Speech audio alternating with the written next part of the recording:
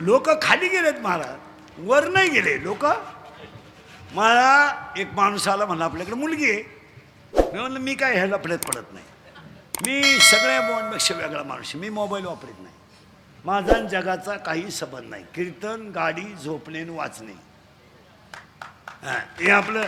कोण मेलं त्याचा तपास नाही, कोण आलं तपास नाही. मी मोबाईल वापरत नाही, मला व्हॉट्सअप नाही, मला आपली परिस्थिती नाही.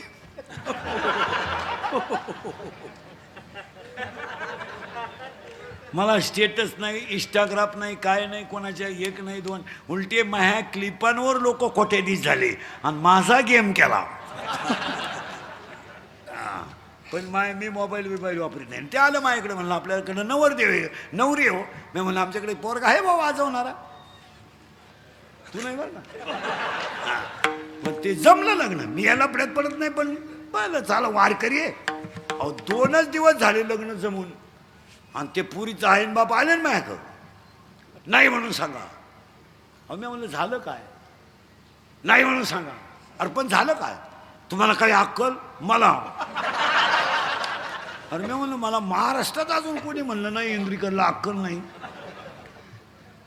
काही भेजा वापरा मला म्हणले ती पोरीची आई. मी म्हणलं झालं काय. अहो तुम्ही तो नवरदेव दाखवला, तो माळकरी आहे. मी म्हणलं माळकरी आहे मग काय. अहो महाराज काही अक्कल पाहिजे. माळकरीला जर मी पोरगी दिली आणि मी जर भेटायलाही पोरीला गेले, आमची ठेप होईन का.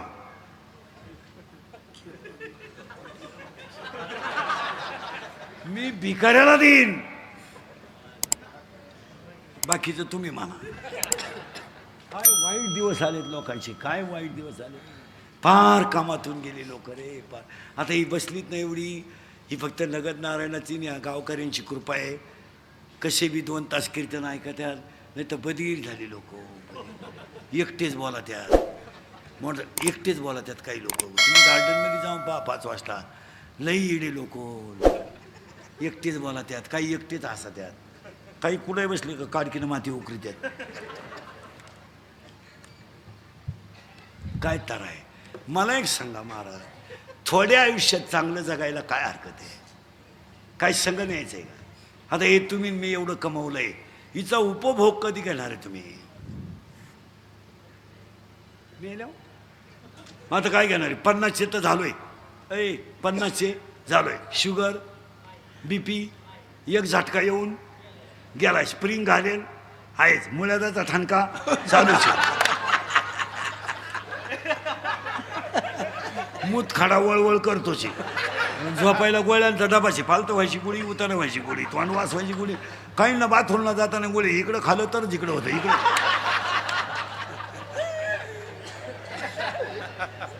बरं काहींना काय खावायचं भान नाही. 22 रोट्या आणल्या, 22 रोट्या. घरी गेलो, अख्ख्या रात फॅन लावला तरी वाज जाईना घरात. काय खाय. उन्हातून आलं मठ्ठा प्यालं. बरं मठ्ठा मापात प्यावा ना. 22 ग्लास मठ्ठा प्यालं, फुल नळ्या फुगल्या त्या. आणि ते घरी गेलो आणि ते बाथरूम मधून बाहेरच येईल. उभं राहिलं का काढ, बसलं का खळखळ.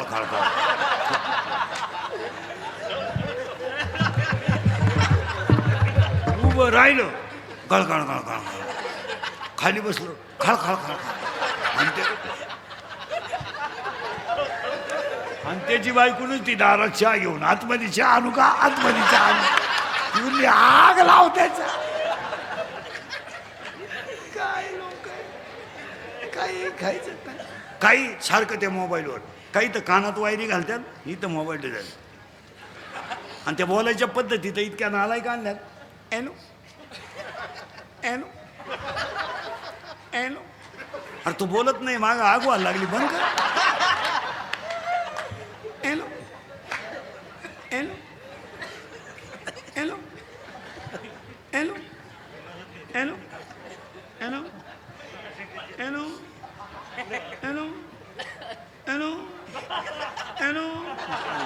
आता इकडं लाव काय.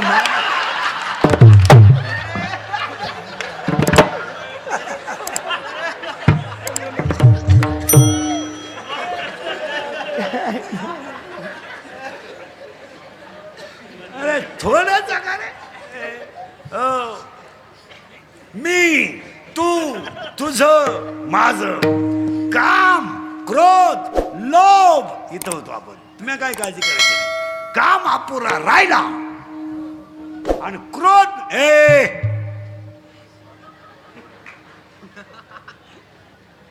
काय करू राहिलं? हळूच दिसेन गेम करून खालून.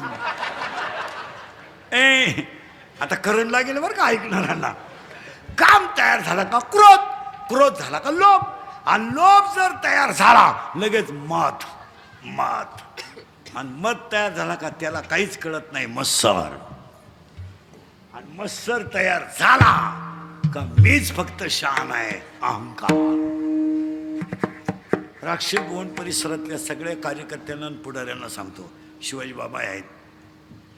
थोडं बोलण्याचा माझा राग येईल तुम्हाला, पण तरुण पोरांना सांगतो, पोरांनो थोडं सावध जागा. पोरांना पटतंय का पहा. पोरांना भाई केस कमी आहेत माझ्या अंगाशी, एवढी गावं पाहिली मी, पण तुमच्या पाया पडतो पोरांनो, ह्या दंगली बिंगलीत तुम्ही पडू नका.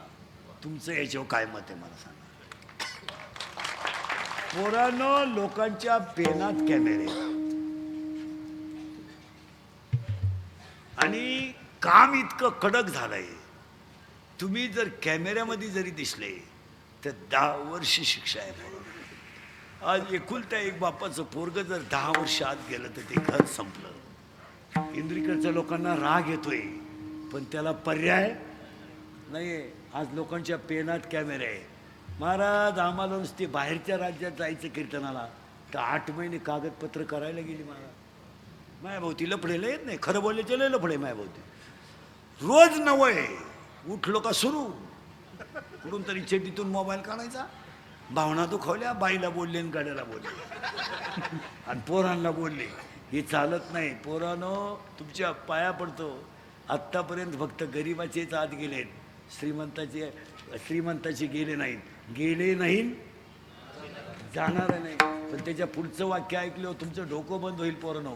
मी स्वतः BSc BEd माणूस, माझ्या अवतारावर नका जाऊ पोरांनो. आज कोणतंच काम पोलीस व्हेरिफिकेशन दाखल्याशिवाय होत नाही. उद्या जर तुम्हाला भविष्य बनवायचं असेल तर मरांना तुमचं काय मत आहे. आणि आता 2 महिन्यापासून तर कडक झालंय, जो आत गेला त्याच्याकडून बाहेर झालेलं भरून घ्यायचंय. हे कुत्याने सांगितलं कोणी तुम्हाला? महाराज शेतकऱ्याच्या पोराला हे कळकळीनं का सांगतो माहिती का? पोरांनो कपास शिवण तुरीवर संसार नाही होणार, नाही होणार महाराज. कपास शेतकऱ्याच्या पोराला पोटासाठी काहीतरी हालचालच केली पाहिजे. तुमचं काय?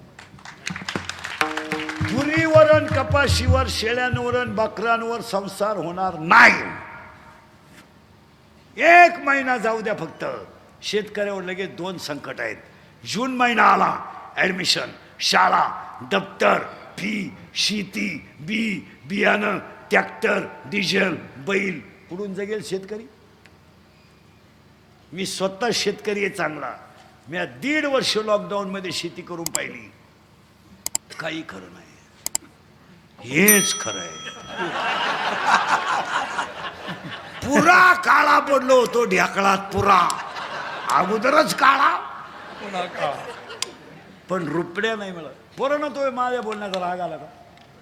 तुम्हाला रस्त्याचं दुकान टाकावं लागेल, गाडी विकावं लागेल, पंक्चर काढावं लागेल, सायकल पंक्चर काढावं लागेल, पण पोटाचा प्रश्न तुम्हाला सोडवावाच लागेल. तुम्ही किती तूर काढली? एकरी 12 बारसक 72,000ची तूर झाली, खर्च 92,000 आहे. कापूस निघाला 1.5 लाखाचा, खर्च झाला 1,72,000. तुम्ही येडे होऊ नका. गारी का कुल्फी का, पण आपल्या पोरांनी धर्मावर निष्ठा ठेवून पोटच भरलं पाहिजे. तुमचं काय? आणि पोरांना तुम्हाला वाटतं तुमचा खिस्सा रिकामा झाल्यावर तुम्हाला कोणीही नाही. तुम्ही कशाला कुठे करता? आणि लोक म्हणतात इंदुरीकर नालायक आहे. मी महानालायक आहे, नुसता नालायक नाही, महानालायक आहे. पण आपल्या पोरांना आम्ही बोललंच पाहिजे. तुमचं काय?